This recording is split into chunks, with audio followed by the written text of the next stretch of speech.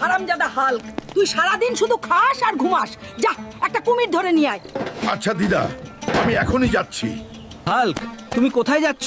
আর বলো না চাচা, দিদা রোজ ভাজা কুমির খেতে চায়, তাই আমি কুমির ধরতে নদীর দিকে যাচ্ছি।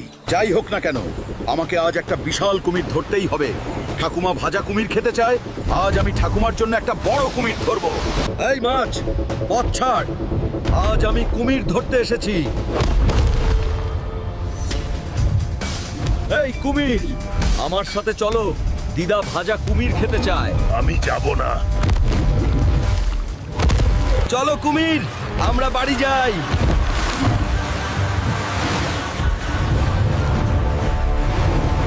আরে পাগল হাল্ক, এটা আমাকে খুব খুশি করেছে। ঠিক আছে দিদিমা, আসুন আমরা এটি ভাজি।